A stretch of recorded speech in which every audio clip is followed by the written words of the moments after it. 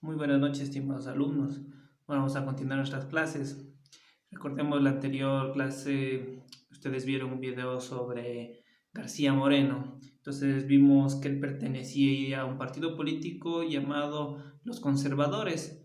Durante esta época tenía gran poderío lo que respecta a la Iglesia Católica con respecto a la educación y ciertas influencias social y política. García Moreno también era una persona que ponía mano dura a sus decisiones. Posterior a eso, aparece un movimiento llamado liberalismo, de la mano con Eloy Alfaro. Eloy Alfaro empieza un nuevo movimiento revolucionario con nuevas ideas que a posterior vamos a ir viendo qué beneficios tuvo en la actualidad. Entonces, nosotros antes de esto vamos a ver los sucesos y acontecimientos que se dieron antes de la Revolución Liberal. Vemos acá que uno de los sucesos fue la venta de la bandera. Sucede que en noviembre de 1894 China y Japón se encontraban en guerra y Japón necesitaba con urgencia y eficacia conseguir armas de guerra para poder defenderse. El gobierno ecuatoriano se declaró ni neutral ni beligerante. Chile se declaró neutral. Sin embargo, el gobierno de ese país quería vender a Japón el crucero de guerra Esmeralda, que era ecuatoriano. Para consultar su propósito, los chilenos vendieron el buque de guerra del gobernador de Guayaquil, José María Plácido Camaño, un expresidente, quien luego la vendió a Japón. Este hecho, cuyos únicos responsables fueron José María Plácido Camaño y el cónsul del Ecuador en Valparaíso, Luis Noguera, puso fin al gobierno de Cordero y al periodo del progresismo instaurado en 1884.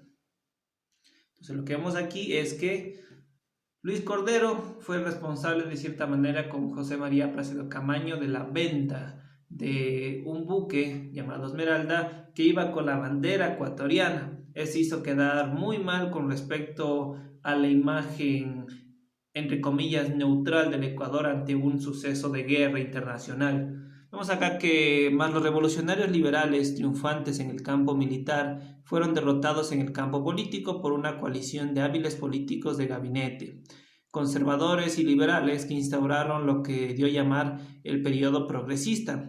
Con ello, el viejo régimen oligárquico logró un nuevo suspiro, que habría de durar 11 largos años, durante los cuales se sucedieron los gobiernos de José María Plácido Camaño, Antonio Flores Gijón y Luis Cordero Crespo. Bien. Vamos a hablar aquí de Eloy Alfaro como líder de la Revolución Liberal. José Eloy Alfaro Delgado fue presidente de la República del Ecuador en dos ocasiones, en periodos que comprenden entre 1897 a 1901 y 1906 a 1911. Este fue general de la División del Ejército del Ecuador desde 1895 y líder de la Revolución Liberal Ecuatoriana. Vamos a ver que la Revolución Liberal, también conocida como Guerra Civil Ecuatoriana, fue un movimiento revolucionario porque cambió prácticamente toda la estructura estatal. Fue un movimiento revolucionario en contra de los gobiernos de carácter conservador e impulsado por varias facciones insurgentes lideradas por Eloy Alfaro. La revolución tiene como fecha inicial el 5 de junio de 1895 en Guayaquil, cuando Eloy Alfaro fue proclamado como jefe supremo. Tras la caída del presidente interino Vicente Lucio Salazar en manos de los liberales, Eloy Alfaro tomó el mando del Ecuador y ordenó la creación de la Constitución de 1897, la cual la declaró presidente constitucional. Posteriormente, Alfaro fue nominado presidente constitucional del Ecuador. El liberalismo radical como ecuatoriano proclamó la abolición del concordato, la enseñanza laica, pública y obligatoria, somos beneficiarios de eso, la libertad de los indios, decretar a la mujer pueda acceder a la universidad. Bueno, como una nota extra, la persona que me diga cuál fue la primera mujer que votó en el territorio ecuatoriano gracias a esta nueva ley del liberalismo, por favor ponga en la caja de comentarios cuál fue esta persona que pudo acceder al voto. Incorpora el servicio público, permitiéndole trabajar a ciertas dependencias del Estado y decretar la libertad de cultos, es decir, el laicismo, la libertad de creencias. Vamos a ver las políticas económicas liberales. Tenemos aquí una política monetaria que se impuso en 1897, el uso del patrón oro para regular la emisión de billetes. También puso una ley arancelaria y aduanas de importaciones, en la cual redujeron notablemente el monto de los aranceles que debían cancelar tanto importaciones como exportaciones. Recordemos aquí que durante este periodo tuvo gran importancia el Canal de Panamá. Esto permitió conectarnos comercialmente con muchas partes del norte de América y también de toda la gran parte de Europa. Es decir, gracias al Canal de Panamá que no tenían que darse tremenda vuelta por todo el continente para llegar acá. Por el Canal de Panamá era un viaje mucho más corto y rápido. Vamos a ver la política de arreglo de la deuda externa. En 1896, Alfaro emitió un decreto que dispuso el no pago de la deuda externa hasta que obtuviera un arreglo equitativo y honroso con los tenedores de bonos. Vemos que en aquellos tiempos existía el Banco Comercial y Agrícola, una de las primeras instituciones bancarias privadas del país. Esta estaba ubicada en Guayaquil. Vamos acá, mejoras de infraestructura de comunicaciones. Tenemos aquí que las obras públicas fue un eje modular en el gobierno liberal de 1899, como el telecomunicaciones, ¿sí? se empezó a utilizar el telégrafo, la construcción de ferrocarril que unió ciudades importantes de la costa y la sierra. Aquí vemos que para la construcción de estos trajeron a muchos jamaiquinos.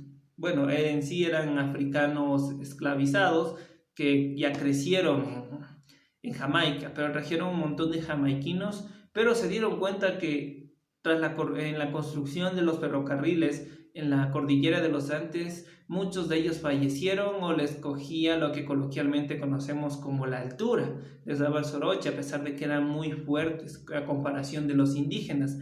Aquí el uso de la coca para masticar era muy importante porque les permitía mantener fuerza a los indígenas. Caso contrario a la coca y la panela. Pero caso contrario, muchos jamaiquinos murieron en la construcción de las líneas férreas. Vamos a ver que también las reformas liberales relacionadas con la separación del Estado y la Iglesia tenemos el establecimiento del registro civil, es decir, había una institución especializada en el registro del nacimiento y de funciones de las personas. Tenemos la ley del matrimonio civil y religioso. Muy bien, entonces ya no era necesario siempre casarse por el lado religioso, también podías casarte solo por el lado civil, no había ningún problema en ese sentido. Antiguamente, hace más de 200 años, 100 años, era importante que te cases tanto por la parte religiosa, por la iglesia y por el registro civil, pero más importante era casarse por el lado religioso porque era algo considerado muy sagrado. La apertura de la instrucción laica, nuevos colegios e instituciones en la cual la religión no tenía influencia. Aquí también vemos que los jesuitas ya no estaban aquí enfrente de la enseñanza y las escuelas. Tenemos la nacionalización del cementerio y bienes de la iglesia. Aquí vemos que los jesuitas, al ser expulsados, se les retira ciertas propiedades inmensas y ciertos dineros que ellos manejaban, ¿sí? Entonces, al ser expulsados los jesuitas, esto pertenece al Estado y el Estado empieza a administrar de diferente manera para que ciertos grupos que antes no tenían acceso tengan ahora acceso tanto a una educación o a una libertad para laborar. Tenemos aquí la libertad de cultos y libertad de conciencias y la ley del patronato. Muy bien, eso sería todo. Es un breve resumen sobre la revolución liberal con Eloy Alfaro. Después de esto vemos que a posterior Eloy Alfaro cae preso en la cárcel el ex penal García Moreno y los conservadores, pagando a cierto populacho, este populacho ingresa a la cárcel del ex penal García Moreno, toma prisionero a Eloy Alfaro y lo arrastra desde ese sector hasta el Parque Ejido. Vemos que ni bien ingresan a la cárcel, como él estaba en un pabellón del segundo piso, lo lanzan del segundo piso, cae, se puede decir que ahí muere, porque a posterior a eso, la leyenda, bueno, la historia cuenta que ingresaron a la celda, lo dispararon, ya quedó gravemente herido, lo lanzaron por el segundo piso del pabellón y ahí empezó el populacho, lo desnudó y lo jaló y lo arrastró hasta el parque Ejido donde fue incinerado. Entonces así terminaría lo que es la revolución liberal aquí en el Ecuador, a pesar de que marcó un hito importante dentro de la historia. Es muy importante conocer porque para muchos el expresidente Eloy Alfaro fue uno de los mejores presidentes que dio gran apertura y que marcó la historia para que nosotros tengamos estas libertades, más que todo la libertad de culto y la libertad de estudio. También es una figura importante para los derechos y libertades de las mujeres. Te agradezco mucho y nos estaremos viendo. Hasta luego.